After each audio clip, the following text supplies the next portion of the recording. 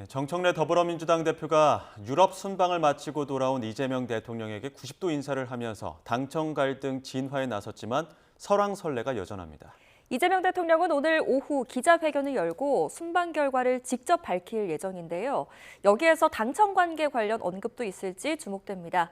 김진욱 전 민주당 대변인, 정광재 국민의힘 전 대변인과 함께합니다. 두 분 다 어서 오십시오. 안녕하세요. 일단 가장 많은 관심을 모았던 게 정청래 민주당 대표의 이른바 폴더 인사였고요. 또 이어서 의원총회에서 한 발언이 또 설전을 부르기도 했었습니다. 저희가 그 화면을 묶어봤는데요. 화면부터 보고 오시죠.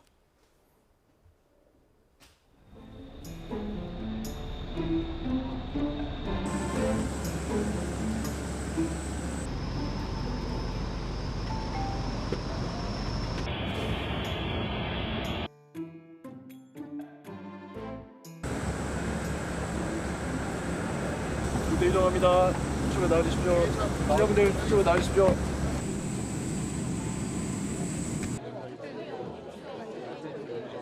전임 대통령은 외국에 나갈 때마다 불안해. 월드클래스 세계적인 정치 지도자로서의 풍모를 10분 발휘한 이재명 대통령의 역대급 외교 성과에 경의를 표하며 강한 지도자로서의 면모를 가감없이 보여준 대한민국 외교사의 길이 남을 명장면이 아닐까. 요새 힘들지 않는 인생이 어디 있겠습니까? 흔들리면서 젖으면서 가는 게 인생 아니겠습니까? 흔들리면서 젖으면서 가는 게 인생 아니겠습니까?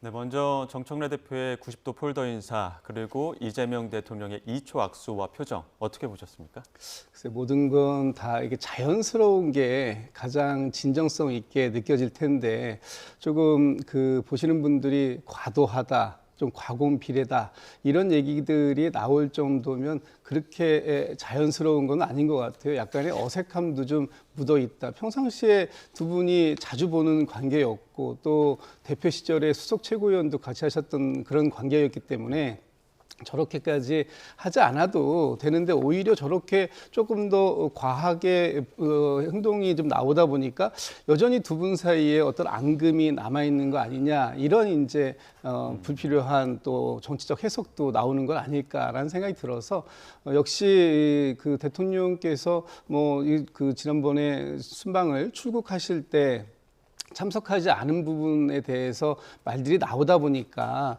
이번에는 사실은 영접할 때도 아주 간소한 그런 인원들로 하는 것이 맞아 보였는데 그럼에도 불구하고 지금 당정 갈등 또 그리고 지금 또 명청 갈등 이런 식으로 이제 프레임이 잡히는 것에 대해서 청와대도 또 당도 이것을 진화할 필요성은 있었다 이렇게 봤기 때문에 어제 영접 행사에 당대표와 원내대표가 참여한 것이다 이렇게 보여지고요. 그 상황 속에서 일정 정도의 갈등처럼 보였던 부분들은 좀 진화가 된 게 아닌가라는 생각을 하고 있습니다. 네. 서사를 모르고 보면 별로 또 특이점을 못 찾을 수도 있는데 저희가 지금 명청 관계에도 집중을 하다 보니까 여러 가지 의미를 좀 부여하게 됩니다. 지난 4월에도 정청래 민주당 대표가 대통령 순방 귀국길 행사에 참석하지 않았습니까? 그런데 그때의 모습을 보면 좀 상반된 모습이 저희가 발견이 돼서요. 지금 저희가 이분할로 보여드리고 있습니다. 지난 4월의 모습을 보면 서로 웃음기도 띠고 서로 악수도 나누면서 인사를 좀 했는데 어제의 모습을 볼까요? 어제는 좀 뭐랄까요? 좀 냉랭한 분위기가 읽혀서 야당에서는 저런 모습 어떻게 보셨어요? 세상에 감출 수 없는 게 두 개 있다 그러잖아요. 사랑하는 마음과 재채기. 이건 언젠가 나온다고 하는데 그 반대로 미워하는 감정도 저는 감추기가 어렵다고 봐요. 지금 YTN에서 잘 보여주셨는데 불과 2달 전에 이재명 대통령이 베트남 순방을 마치고 들어왔을 때 정청래 민주당 대표가 어떻게 인사했느냐. 대단히 수평적 관계에서 인사를 했다고 생각합니다. 서로 웃고 고개를 숙이는 각도도 거의 보이지 않아요. 근데 이번에 어떻습니까? 정청래 민주당 대표 90도 폴더 인사를 했어요. 저는 과거에 홍준표 전 대구시장에 대해서 코박콩이라는 그 별명이 붙기도 했는데 이제 코박청이라는 별명이 새로 붙어야 할 것 같아요.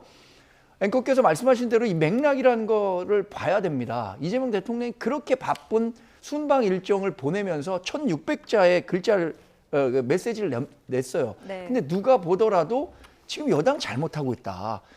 여당과 야당의 목소리는 달라야 된다. 야당에 있을 때는 신념의 목소리를 내야 되지만 여당은 통합의 목소리를 내야 된다. 그렇게 얘기를 했는데 정작 정청래 민주당 대표는 못 들은 척한 건지 아니면 안 들으려고 했던 건지 모르지만 계속해서 신념의 언어를 쓰고 있습니다. 이에 대한 불만이 저는 이재명 대통령의 표정 그대로 나타났다고 생각하고요.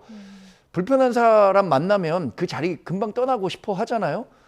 저 유튜브 한 1.5배속으로 지나가는 줄 알았습니다. 그냥 자리를 떠난 것만 보더라도 최근 이재명 대통령이 갖고 있는 감정이 고스란히 드러난 대목이었다고 평가합니다. 예, 자 정청래 대표의 90도 인사에 대해서 지금 당내에서도 비판적인 목소리가 나오고는 있습니다. 의도적인 연출 아니냐는 지적인데 당 지도부에서는 선거 결과를 둘러싼 공방을 그만하자며 진화하고 있습니다. 관련 목소리 함께 들어보시죠. 폴더 인사 예. 그 점이 좀 특이했나요? 예. 눈길을 끌었죠. 눈길을 예. 끌었죠. 예. 자연스러운 것은 아니었죠. 아무래도 어떻게 예. 각도상으로 볼 때 사이가 그렇게 좋은 건 아니구나라는 예. 것을 예. 태도로서 보여준 거 아닌가 하는 그런 생각이 들었어요. 예. 그 본인이 불출마하면 그 전 대통령의 소위 당무 개입에 대한 의혹을 불러일으킬 수 있다라는 표현 아주 적절하지 않은 예. 표현이라고 생각합니다. 예. 그러면 당무 개입이 있었다는 얘기를 우회해서 한 예. 얘기인 건지 예. 이해할 수 없는 것이고 그런데 한 가지 분명한 것은 답은 당원에게 있다는 사실입니다. 길도 당원에게 있습니다.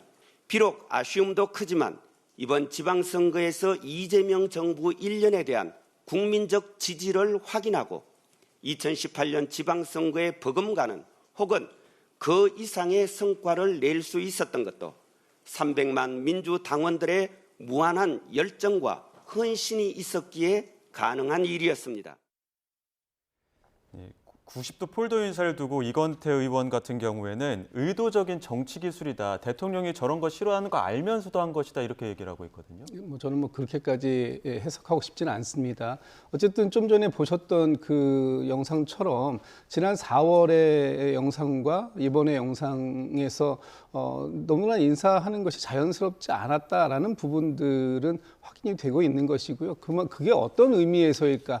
그러니까 예를 들면 지금 이재명 대통령에 대해서 이렇게 당이 좀 혼란한 상황들 그리고 지방선거에서 저희가 그래도 원하는 또 반드시 이겨야 하는 그런 결과를 만들어내지 못한 부분에 대한 또 당 대표로서의 죄송함이 있을 수 있는 부분이에요. 그래서 저 인사가 자연스럽지 않았다 또는 너무 과도하게 고개를 숙였다 이런 걸 가지고 거기에 정치적인 의미까지 담아서 해석하는 그럴 필요까지는 없다. 좀 과도한 해석이다라고 생각되는데 그만큼 지금 당이 맡고 있는 환경 그리고 또 8월 전당대회까지 연결되는 과정 속에서 정청래 대표의 언행 하나하나가 다 어떤 정치적 해석으로 읽힐 수 있는 지금 그런 상황이다. 굉장히 예민한 상황이다. 이렇게 이제 이해하시면 될 것 같습니다.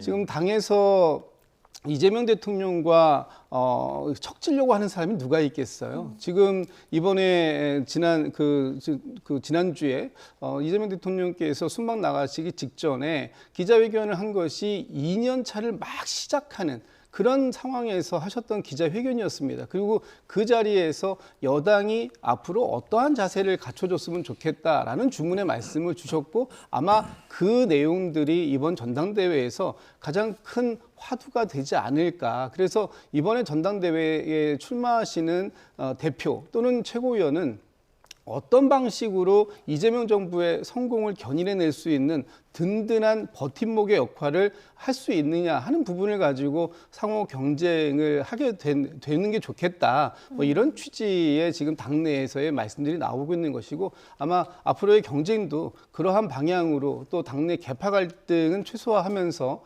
당이 국민들로부터 다시 신뢰받고 사랑받는 그런 정당으로 거듭나는 그런 전당대회를 치르면 될 것이다. 이렇게 생각하고 있습니다. 네. 정청래 대표 저렇게 90도 인사하고 의원총회 자리 가서 이례적으로 또 그 이재명 대통령에 대한 그 찬사를 보냈습니다. 월드 클래스라고 하면서 칭찬을 보냈는데 그러고 또 뒤에서는 흔들리면서 젖으면서 가는 게 인생 아니겠습니까라는 어떤 본인의 그 사퇴 압박에 대한 심경을 토로한 것으로 보여요. 이런 전략은 어떤 의도라고 보십니까? 저는 사실 정청래 민주당 대표가 이렇게 낭만적이고 서정적인 사람인지 몰랐어요. 이런 이야기를 하는 걸 보고. 예. 월드 클래스의 세계적인 지도자의 반열에 올랐다. 한국 외교사의 한 장면을 장식했다. 그리고 또 이번에 90도 폴더 인사한 거, 이것을 두고 이른바 친명계 정치인들이 굉장히 비판적으로 보고 있더라고요. 네. 저는 그렇게 볼만한 대목은 아니라고 생각하는데 그럼에도 불구하고 그렇게 하는 것도 과공비례다. 이런 식으로 얘기하는 걸 보고 옛말에 며느리가 미우면 발 뒤꿈축이 묻다고 했는데 그러니까 지금 정청래 민주당 대표가 미우니까 무슨 일을 하더라도 다 이 진정성을 네. 인정하지 않고 다 밉게 보는 것 같아요. 사실 정청래 민주당 대표는 지금 약간 양가적인 감정을 갖고 있을 것 같아요. 이번에 당대표 선거에 나가서 당선이 돼야겠다라고 생각하면 이재명 대통령과 척을 지면 안 되는데 네. 그런데 이재명 대통령이 본인을 자꾸만 멀리 하니까 뭐 자연적으로 인간이니까 좀 미워하는 감정도 생길 것 같아요. 그러나 본인이 정치적인 역량을 계속 키워가기 위해서는 어쨌든 이재명 대통령의 반대 진영에 서는 것은 굉장히 부담스러울 겁니다. 그래서 이렇게 이재명 대통령에 대해서 찬탄하는 말들을 하고 있는 것 같은데 이에 대해서 이렇게 너무 부정적으로만 보는 민주당 정치인들의 행태를 보면 이 갈등의 골이 굉장히 깊구나. 우리가 밖에서 보는 것보다도 훨씬 더 깊은 골이 생겼구나라는 점을 확인할 수밖에 없겠습니다. 예. 앞서 김진욱 전 대변인께서도 기자회견 관련된 이야기도 잠시 해주셨는데 오늘 오후 2시에 하지 않습니까? 대통령 기자회견이 한 번 있었고 1주년 기자회견 그리고 나서 한 10여일 있다가 바로 또 하는 건데 이걸 두고도 과연 여기서 어떤 이야기를 또 할 것이냐. 물론 순방 성과도 있겠지만 당청 관계와 관련된 메시지도 있지 않겠느냐 이런 전망들도 나오는데 어떻게 보십니까? 네, 오늘 언론들이 관심이 대통령께서 지난 열흘간의 유럽 순방 일정들에서의 성과 여기에도 뭐 관심이 있으시겠습니다만 지금 현재 당과의 당정 상황들 뭐 갈등이 약간 노정됐다 뭐 이렇게들 보시는 것 같은데 그 부분에 대한 대통령의 입장 뭐 이런 부분들을 오늘 관심 있게 또 질문할 것 같다라는 예상들이 나오고 있습니다. 아마 대통령께서 오늘 어떤 말씀 주실지는 뭐 이따 그 2시에 기자회견을 지켜봐야 되겠습니다만 특별히 당과의 갈등이 있다라고 말씀하실 것 같지는 않습니다. 대통령께서 말씀 주셨던 기자회견 때도 말씀 주셨던 것 그리고 순방 중에 SNS를 통해서 말씀 주셨던 내용들이 사실은 굉장히 원론적인 말씀이다라고 이제 해석이 되고 우리 당이 집권 여당으로서 나아가야 할 방향을 함께 제시해 주신 것이다. 그 부분에 대해서 그것을 수용할지 여부는 당이 또 지도부가 또 당원들이 함께 논의하고 상의해서 좋은 방향으로 나가면 되는 것이기 때문에 그 부분에 대해서 특별히 뭐 문제가 있을 것 같다 이렇게 뭐 지적할 건 아닌 것 같고요. 오늘 대통령께서 순방하시면서 이번에 사실은 뭐 순방 성과가 상당히 많았다고 보여집니다. 그렇기 때문에 이례적으로 다른 때 같으면은 보통은 여야 대표들을 청와대로 초청하셔서 이번에 이런 순방의 성과들이 있었고 이런 부분들을 국민과 함께 공유하는 것이 좋겠습니다. 이렇게 말씀을 하실 텐데 직접 기자회견을 통해서 국민들께 말씀드리고 보고드리고 그리고 그 내용에 대해서 함께 뭐 질문이라든가 답변을 하겠다라는 것은 또 그만한 또 의미가 새롭게 또 있는 부분이 있을 것이다. 좀 지켜볼 필요는 있겠다 이런 생각이 듭니다. 네, 저희도 오후 2시에 있을 기자회견 관심을 가지고 좀 지켜보도록 하겠습니다.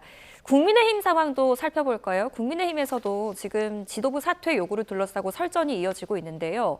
철없다라는 발언에 이어 어제는 외계어 공방이 이어졌습니다. 들어보고 오시죠.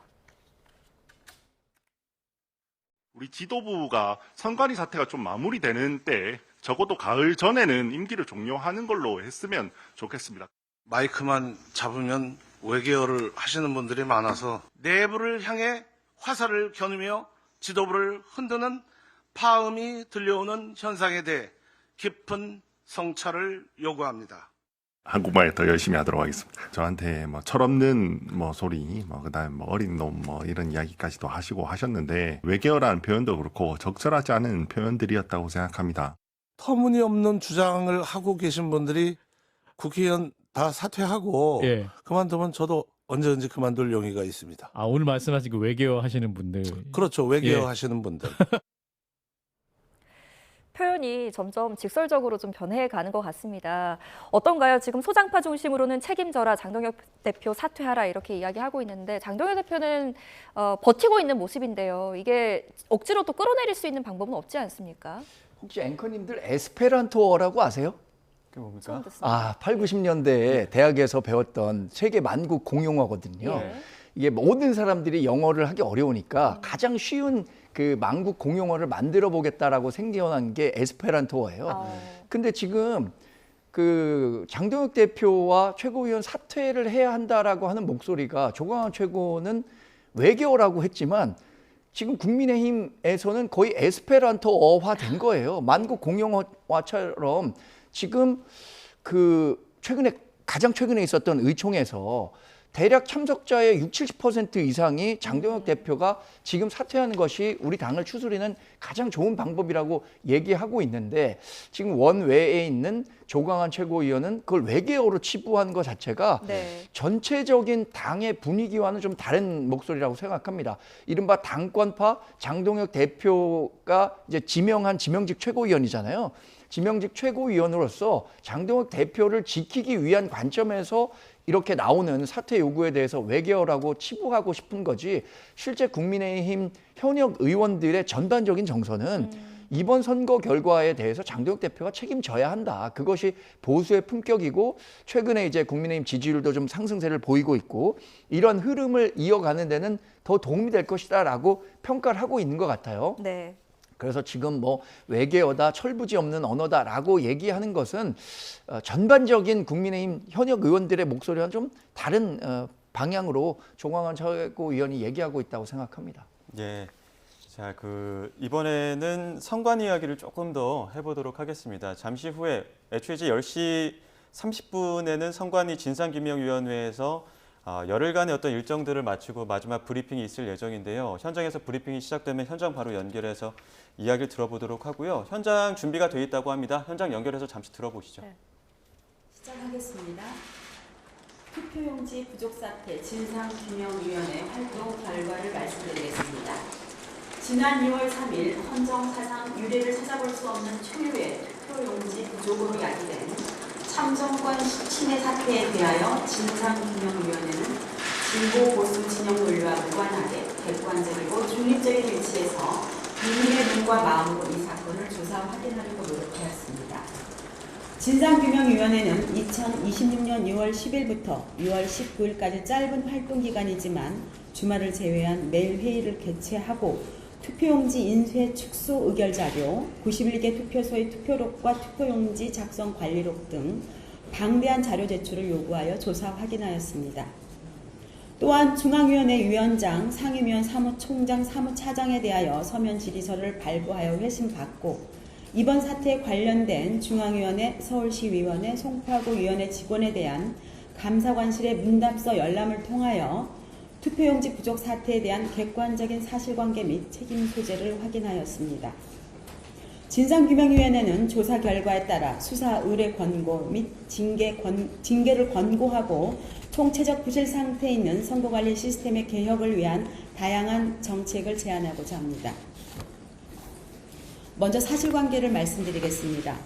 지난 2월 3일 선거일에 투표용지 부족이 예상되어 추가 투표용지를 송부받은 투표소는 전국 14,288개 투표소 중에 140개이고 그중 추가 송부받은 투표용지를 실제 사용한 투표소는 91개이며 그중 잠시라도 투표 중단이 발생한 투표소는 26개입니다. 다음으로 투표용지 부족 사태 발생 배경에 대해서 보겠습니다. 먼저 투표용지 인쇄 매수 축소 지침 졸속 결정 및 시행에 관해서 말씀드리겠습니다. 중앙위원회는 2025년 12월 10일 사무총장 견결로 제9회 전국 동시지방선거 종합관리 지침을 시행하였습니다. 그 주요 내용은 예상 사전 투표율 및 최근 선거의 투표율 등을 감안하여 축소 인쇄 필요성이 인정되는 경우 위원회 의결로 선거인수 50% 하한입니다. 그 하한을 기준으로 조정이 가능하다는 것입니다. 원래 투표용지 인쇄 예산은 유권자의 110%로 배정되어 있음에도 실제는 50% 하한을 기준으로 인쇄 축소 지침이 시행된 것입니다.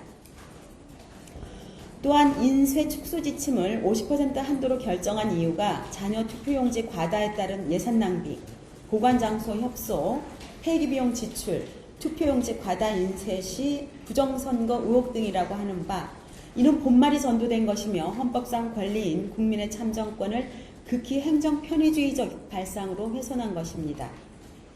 더구나 전국 동시지방선거 종합관리지침은 선거 관리에 중요한 기준이 되는 사항임에도 중앙위원회 논의나 의결 없이 사무총장 전결로 졸속 결정되었습니다. 다음으로 송파구위원회가 50% 인소 축소 의결한 부분을 보겠습니다. 투표용지 부족으로 가장 심각한 상황이 발생한 송파구위원회는 투표용지 축소 인쇄를 결정함에 있어 회의록도 존재하지 않고 서면 의결 방식으로 결정하였습니다. 더욱이 잠실 3동, 잠실 4동 60%를 제외한 나머지 동에 대한 50% 축소 인쇄를 의결하였음에도 무번호 투표용지 2,000매를 제외하면 예상 선거인수의 50%에도 미치지 못합니다. 즉 예상 선거인수 기준으로 하면 50%는 28만 2,219매가 되어야 되는데 인쇄된 매수는 28만 800매가 인쇄되었습니다. 다음으로 투표용지 부족으로 인한 총체적 혼란 상황 그리고 보고체계 마비 및 대응조치 미흡에 관해 보겠습니다. 먼저 투표용지 부족으로 발생한 총체적 혼란 상황을 보겠습니다. 11시 40분에 송파구 구위원회 직원이 투표용지 부족을 우려하여 서울시위원회에 서울시위원회 제작 투표용지 세 종류입니다. 교육감, 서울시장시 비례에 대한 1년 번호를 문의하였습니다. 그리고 11시 58분에 오금동 서기가 송파구위원회 간사 서기 단톡방에 투표용지가 부족하면 어떻게 해야 되는지 그 대처 방안을 질문했습니다. 12시 30분경부터 송파구위원회가 인쇄한 투표용지 4종, 즉 구청장, 시의원 지역구, 구의원 지역구, 구의원 비례 이 네 종류에 대해서 1년 번호 기재를 시작했습니다. 그리고 1시 49분경부터 서울시위원회로부터 1년 번호 1차로 500매를 부여받아서 무번호 투표용지의 1년 번호 기재를 시작하였습니다. 참고로 투표용지에 대해서 잠깐 설명을 드리겠습니다. 투표용지는 총 7장인데 그중 3종은 방금 말씀드린 것처럼 서울시장, 교육감, 시 비례로 서울시위원회가 인쇄하고 나머지 4종 구청장, 시의원 지역구, 구의원 지역구, 구의원 비례는 송파구위원회가 인쇄합니다. 그리고 여분으로 무번호 투표용지를 각 2,000매씩 보유해서 투표용지가 부족하면 서울시위원회 인쇄부는 서울시위원회로부터 1년 번호를 부여받아서 기재하고 송파구위원회 인쇄부는 자체 1년 번호를 기재해서 총 7매 투표용지를 조합합니다. 총 7매 투표용지를 조합하는 것을 제가 간단하게 예를 설명하기 위해서 요거를 한 장씩 나눠드렸는데요. 이거 잠깐 보시겠습니까? 그러니까 송파구 각 투표소에서 하는 그 7종의 투표용지가 어떻게 기초의원 선거구별로 달라지는지 그걸 잠깐 설명을 드리겠습니다. 여기 보시면은 교육감은 A, B, C, D, E, F, G, H까지 총 후보가 8명이 있기 때문에 8종이 있고요. 그 다음에 서울시장, 송파구청장, 비례서울시, 비례송파구 투표용지는 투표소에 공통으로 교부가 됩니다. 그래서 이 표를 보면 그 4종은 다 공통인데요. 교육감 선거는 조금 전에 말씀드렸듯이 A부터 H까지 달라지고요. 그 다음에 지역구 서울시, 지역구 서울시 의원 투표용지는 선거구별로 다 다릅니다. 그런데 송파구에는 10개 기초의원 지역구가 있습니다. 따라서 이 기초의원 지역구가 다르면 투표용지를 빌려올 수가 없고 같은 기초의원 지역구 안에서만 투표용지가 부족할 때 빌려와야 되는 그런 상황입니다. 이어서 계속 일어났던 상황들을 말씀드리겠습니다. 투표용지 7종의 일련 번호를 기재를 해서 2시 20분에 잠실 4동 7투표소로 부족한 투표용지를 이제 배송을 했습니다. 그리고 더 부족해서 3시 5분에 서울시위원회에서 투표용지 일련 번호 2차 500매 다시 부여를 했습니다. 3시 28분경부터 가락 이동 간사가 그 단톡방에 올린 내용을 보면 가락 이동 4투, 7투, 4, 50분 이내 소진될 것 같습니다. 3시 35분경에는 잠실 사동 간사가 잠실 사동 5투 자녀 수란 100매 미만입니다. 빠른 지원 바랍니다. 오후 3시 37분에는 잠실 사동 간소가 잠실 사동 7투 48매입니다. 언제 보내주시나요? 오후 3시 39분에는 가락이동 서기가 가락이동 3투 90매 줄 서 있대요. 3시 45분에 다시 잠실 7동 2투표소에서 200매 추가 투표용지 요청이 들어옵니다. 4시 7분에는 가락이동 서기가 가락이동 3투 언제 출발하나요? 10장 남았습니다. 이렇게 긴급한 상황이 계속 동서기 간사가 있는 단톡방에 올라오고 있습니다. 그뿐 아니라 4시 11분경부터는 잠실 사동 간사가 잠실 사동 5투 투표용지 없어 투표 중단, 4시 12분에는 가락이동 서기가 가락이동 3투 투표 중단, 4시 38분에는 문정이동 간사가 문정이동 2투 투표 중단, 4시 41분에 잠실 7동 서기가 잠실 7동 2투 투표 중단, 이렇게 계속 투표 중단 내용이 단톡방에 올라오고 있습니다.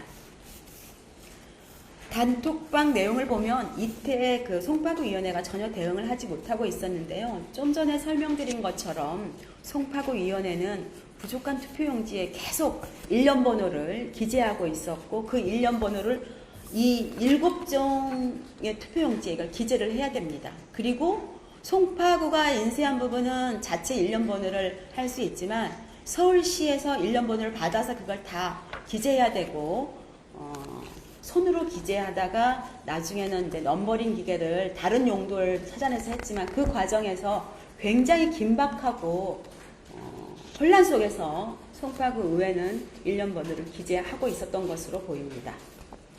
4시 46분경에 투표용지 부족으로 잠실 7동 제2투표소 투표 일시 중단되자 대기 중인 선거인에게 대기표를 발급을 하였고 송파구위원회가 서울시위원회와 그때 통화가 됩니다. 그 통화에서 동시다발적인 투표용지 부족 상황이므로 무번호 투표용지에 일련 번호 미기재한 상태로 투표소에 배부하여야 할 것 같다.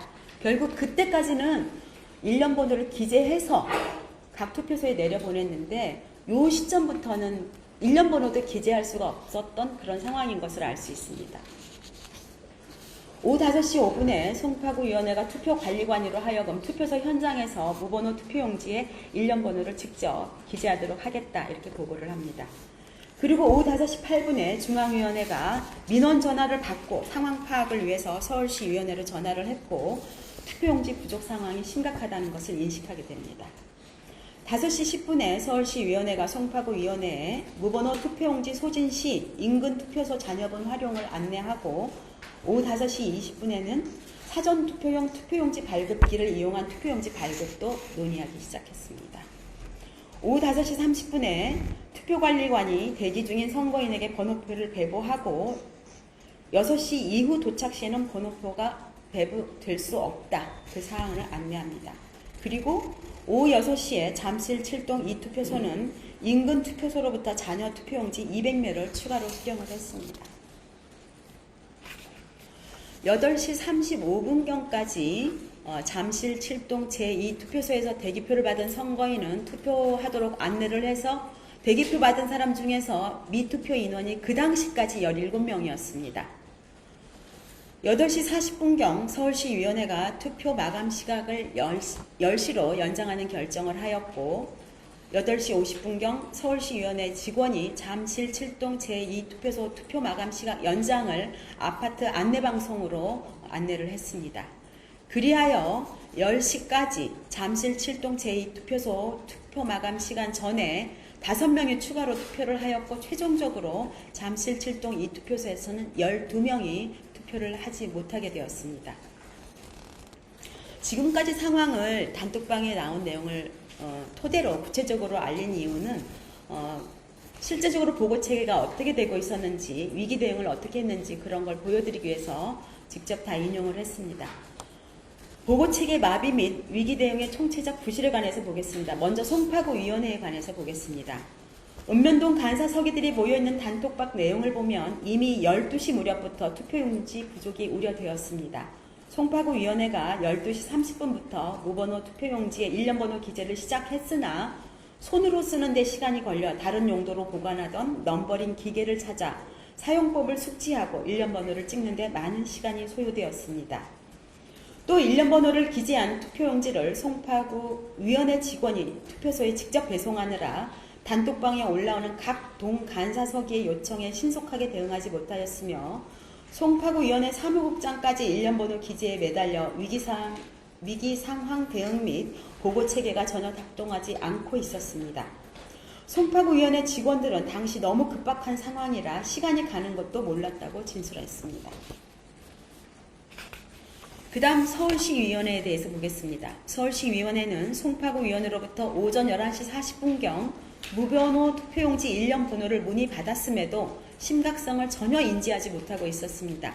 그 후 송파구위원회에 1년 번호를 500매씩 2회 부여하였음에도 안이한 태도로 일관하여 송파구위원회의 투표용지 부족 사태를 심각하게 생각하지 않았습니다.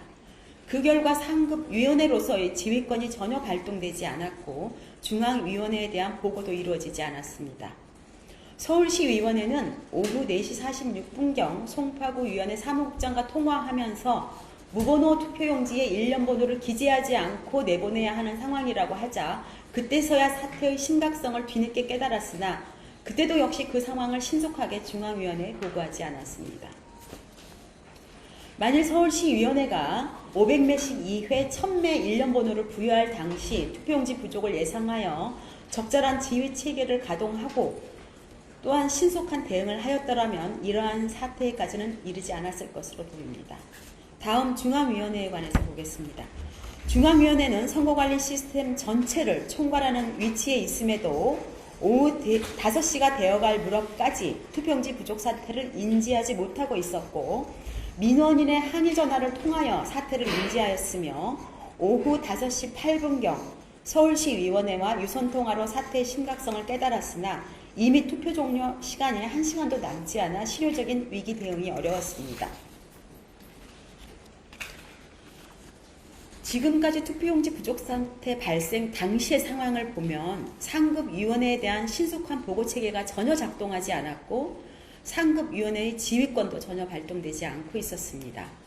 투표소는 투표용지가 부족하여 투표가 중단되거나 민원인의 항의에 시달리고 있었고 송파구위원회는 7종의 무번호 투표용지에 1년 번호를 찍고 배송하느라 단톡방의 동간사 서기들이 요청하는 사항에 전혀 대응하지 못하고 있었으며 서울시위원회는 안이한 상황인식으로 오후 4시 46분경까지도 사태의 심각성을 전혀 깨닫지 못하고 있었습니다.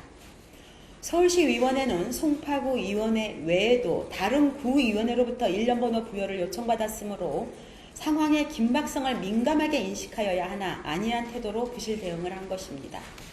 서울시위원회가 오후 4시 46분경 송파구위원회로부터 1년 번호 없이 투표용지를 내보낸다는 것을 보고받고도 중앙위원회가 오후 5시 8분경 서울시위원회에 전화할 때까지 중앙위원회에 보고하지 않은 점을 볼 때 보고체계 마비 및 선거관리 시스템의 총체적 부실 상태를 알 수 있습니다. 다음으로 투표용지 추가 배송에서의 문제점을 보겠습니다. 공직선거법 제151조에 따르면 정당 추천위원이 참여하여 입회한 상태에서 투표용지를 송부하도록 규정되어 있습니다.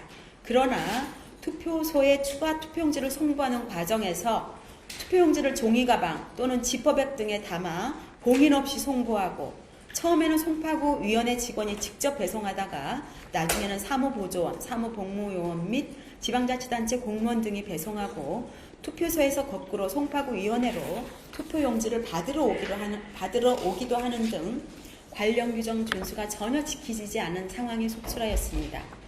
당연히 투표용지에 대한 인수인계서도 제대로 작성되지 않았습니다. 다음으로 서울시위원회의 투표시간 연장 결정 부적정에 관해서 보겠습니다. 서울시위원회 상임위원 사무처장 선거과장은 송파구 잠실 7동 제2투표소에서 대기표를 받은 선거인 중 미투표한 선거인이 오후 10시까지 투표할 수 있도록 마감 시각을 연장 결정하고 그 내용을 위원장에게 보고하였으나 투표 시각 연장 결정 과정에 있어 중앙위원회에 보고하거나 논의 없이 결정하였습니다. 그때는 이미 각 언론사에서 출구조사 결과를 발표하고 있는 상황이었으며 그 상황에서 투표를 하는 일이 발생한 것입니다. 다음으로 투표가 아직 종료되지 않은 상황에서 송파구 위원회가 개표 개시 결정을 한 것을 보겠습니다. 송파구 위원회는 오후 7시 27분경 개표 개시 선언으로 개표를 진행하였는 바 잠실 7동 제2투표소에 투표 시간이 연장되어 투표가 진행되고 있는 특수 상황을 고려하지 않고 개표 절차가 진행이 되었습니다. 다음으로 책임 소지에 따른 수사 의뢰 권고 및 징계 권고에 관해서 보겠습니다. 이와 같은 선거관리 시스템의 총체적 부실에 관하여 진상규명위원회는 책임 소지에 따라 아래와 같이 수사 의뢰 권고 또는 징계를 권고했습니다. 수사 의뢰 권고는 다음 사람을 중앙위원회에 수사 의뢰 권고하였습니다. 대상을 보면 중앙위원회는 위원장, 전 위원장입니다. 상임위원, 사무총장, 사무차장, 선거정책실장, 서울시위원회는 위원장, 상임위원, 사무처장, 선거과장, 송파구위원회는 위원장, 사무국장, 선거담당관입니다. 추가로 종전에 저희가 중앙위원회 위원장 및 상임위원 서면 질의서를 받아서 그 서면 질의서 답변에 따라서 투표용지 인쇄 매수 축소 지침이 시행되기 전에 보고받았는지 이런 서면 질의를 보냈고 그 회신을 받은 최초 내용에서는 중앙위원회 위원장은 보고받지 않았다 이렇게 답을 하셨고 상임위원은 보고받았다고 답을 하셨습니다. 그런데 그 이후 추가 회신이 들어왔고 그 당시 추가 회신 내용 온 것을 보면 중앙위원회 보고 안건 중에 그 보고 안건의 하나로 투표용지 인쇄 매수 축소 지침이 포함되었다고 합니다. 따라서 중앙위원회 위원장은 이미 위원장직을 사퇴하신 상황이라서 그 보고 안건의 서류를 자세히 보지 않고 기억에 의존해서 보고받지 않았다고 했는데 그 보고 안건에 있다는 걸 확인했다 이렇게 말씀하셨고요. 그 다음에 상임위원은 특별히 구두로 보고받은 바는 없고 마찬가지로 보고 안건에 포함되어 있을 뿐이고 그 당시 중앙위원회 회의에서 별다른 논의가 구체적으로 이루어지지 않았으며 대면하여 내용을 보고받은 적도 없다 그런 것입니다. 즉 최초 회신과 추가 회신을 통해서 볼 때 보고 안건 중에 하나로 간단히 포함은 됐지만 구체적인 논의가 이루어지지 않아서 아마 위원장이나 상임위원이 구체적으로 상황을 지침 시행 전에 파악하거나 하지는 않은 것으로 보입니다. 다음으로 징계 권고에 관해서 보겠습니다. 중앙위원회, 서울시위원회, 송파구위원회 직원들 중 이번 사태에 관련 있는 실무자 총 6명입니다. 총 6명을 저희가 징계 권고하였습니다. 다음으로 재발방지 대책 및 정책 제안에 대해서 말씀드리겠습니다. 투표용지 부족 사태에서 드러난 선거관리 시스템의 총체적 부실 상황을 볼 때 선거관리위원회의 해체에 가까운 대대적 혁신이 필요하며 재발방지를 위한 대책을 아래와 같이 제안합니다. 먼저 참정권 확실하게 보장을 위해서 투표용지 인쇄 비율을 상향할 필요가 있습니다. 투표용지 인쇄 축소 하한을 60%로 결정한 지역도 투표용지 부족 사태가 발생했습니다. 그런 점을 볼 때 투표용지 인쇄 축소 비율을 70% 이상으로 상향할 필요가 있습니다. 사전투표율을 고려하면 사실상 100%에 가까운 것입니다. 다음으로 무번호 투표용지를 최소화할 필요가 있다고 보았습니다. 무번호 투표용지는 오손 훼손 시 교체하거나 투표용지 모형 공고, 투표지 분류기 등록을 위해서 일부 존치할 필요성은 있습니다. 그러나 무번호 투표용지를 최소화할 필요가 있다고 보았습니다. 이번 사태를 보면 7종의 무번호 투표용지에 일일이 일련 번호를 기재하는 과정에 많은 시간이 소요되어 투표용지 부족 및 투표 중단 사태가 가속화되었습니다. 다음으로 중앙위원회 사무처의 정결 범위를 축소해서 중앙위원회의 책임성을 강화하는 것이 필요하다고 보았습니다. 중앙위원회 위원은 비상근으로 대부분의 정책 결정 사항을 사무총장 등이 위임 정결 규정에 따라 결재하고 사후 보고만 이루어지는 상황인 바 위원회 의결 범위를 확대하여 책임성을 강화할 필요가 있습니다. 다음으로 중앙위원회 위원장 상근제 도입으로 책임성 및 직무 전념성 확보가 필요하다고 보았습니다. 중앙위원회 위원장의 비상근으로 중요 정책 의사결정이 지연되고 선거관리 업무에 대한 직무 전념성이 부족한 바 상근제를 도입하여 책임 있는 기관 운영이 필요합니다. 다만 중앙위원장 상근제 도입에 관해서는 사회적 공론화에 따른 심도 있는 논의가 필요하며 동시에 시도위원회 위원장, 구시군위원회 위원장의 상근제 도입에 관하여도 사회적 논의가 필요하다고 보았습니다. 다음으로 사건, 사고 상황. 네, 진상규명위의 브리핑 듣고 오셨습니다. 지금 브리핑 중간에 지금 북중미 월드컵 진행 중인데 북중미 월드컵에서 홍명보가 멕시코와의 전반전 결전을 끝냈습니다. 전반전을 끝났는데 0대 0으로 맞췄다는 소식이 방금 이 시각 속보로 들어왔습니다. 네, 볼 점유율은 한국이 49%, 멕시코가 45% 정도로 팽팽한 접전을 벌이고 있는 것으로 전해지는데요. 하지만 결정적인 득점 기회를 잡지 못한 채 치열한 탐색전이 이어지고 있습니다. 슈팅 수는 1대 3, 유효 슈팅 수는 0대 1로 우리가 현재 밀리고 있는 것으로 파악됩니다. 네, 잠시 후에 또 후반전이 이어질 예정이니까요. 후반전 소식도 기분 좋은 소식으로 속보 전해드리도록 하겠습니다. 자, 진상규명위 브리핑 내용 잠시 두 분과 이야기 나눠보도록 하겠습니다. 여러 가지 내용들이 있었고 지금까지 밝혀졌던 내용들 위주로 브리핑이 있었는데 일단 가장 먼저 예산은 투표지 110% 배정받았는데 준비는 50% 미만으로 했다는 거 아닙니까? 이런 부분들에 대해서 어떻게 좀 바라보십니까? 그렇습니다. 지금 오늘 이 투표용지 부족 사태에 대한 진상규명위원회의 발표들이 지금 계속해서 있었는데 이 진상규명위원회가 갖고 있는 근본적인 한계를 그대로 노정했다. 저는 그렇게 보고 있습니다. 당일, 그러니까 지난 6월 3일 투표가 정상적으로 진행되지 못한 시간대별 내용들에 대해서 당시 송파구 선거관리위원회, 서울시 선거관리위원회 그리고 중앙선거관리위원회에서 어떠한 조치들이 있었는지에 대해서 지금 설명을 주셨는데 이런 내용들은 그동안 언론 취재를 통해서 대부분 좀 많이 나왔던 알려졌던 내용들을 어떻게 보면 종합했다라고 보여지고 왜 근본적으로 이런 투표용지의 부족 사태가 발생하게 되었는가 하는 부분에 대한 진상규명은 좀 부족한 게 아닌가라는 생각이 듭니다.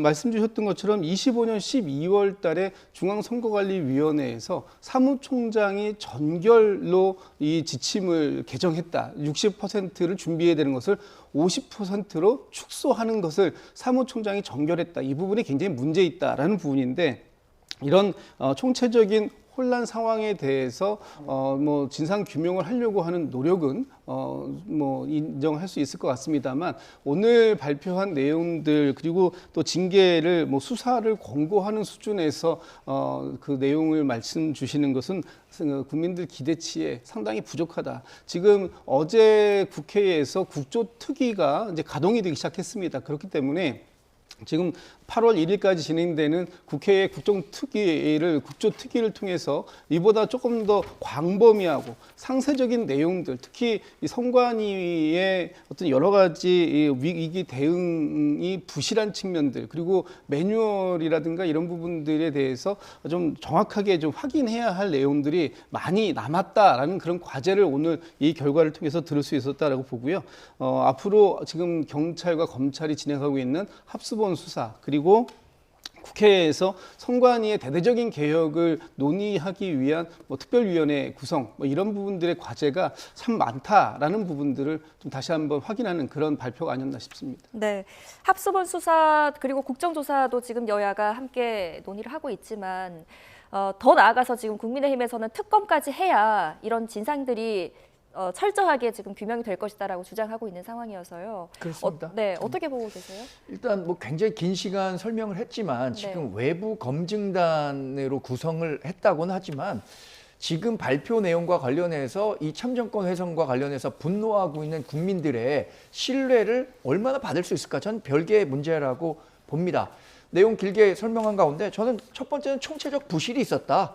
두 번째는 선관위가 그야말로 행정 편의주의에 절어 있었다. 이 얘기를 하고 있는 것 같아요. 예. 그렇다면 이 과정에서 책임을 져야 하는 사람들에 대해서는 분명한 책임을 물어야 한다고 생각합니다. 특히 유일하게 선관위 상임위원을 하고 있는 분이 위철한 상임위원이에요. 이번에 투표용지 50%를 축소하는 과정에서 위철한 상임위원까지만 보고가 됐지 노태학 전 중앙선관위 위원장에게는 이런 반구의 얘기도 없었다는 거 아닙니까? 이와 관련해서는 분명한 책임을 물어야 할 것 같고 국정조사 과정에서 지금 진상조사위원회가 활동했던 것보다도 훨씬 더 다양한 의혹들이 제기될 겁니다. 이 의혹은요, 사실 수사권을 동반하지 않으면 규명하기가 어렵거든요. 그래서 국민의힘은 특검을 주장하고 있는 것이고 민주당도 이 특검 요구에 대해서 굳이 이렇게 물러설 일은 아니라고 생각합니다. 특검을 통해서 분명한 사법적 책임을 물어야 선관위가 변화할 수 있는 겁니다. 지금 고치지 않으면 선관위 절대 못 고치고요. 과거 2024년 수원 정인가요? 선거 결과 무효표가 대량으로 나왔어요. 근데 그것에 대해서도 후보자에게만 가서 저희가 징계를 받을지도 모르니 이거 좀 양해해달라. 이런 정도 수준으로는 선관위 절대 개혁할 수 없습니다. 그때 당시에 만약에 1벌 100개 수준의 그 징계가 있었다면 조직 긴장감도 더 커졌을 거예요. 예, 알겠습니다. 여기까지 듣겠습니다. 지금까지 김진욱 전 민주당 대변인, 정광재 전 국민의힘 대변인 두 분과 함께했습니다. 고맙습니다.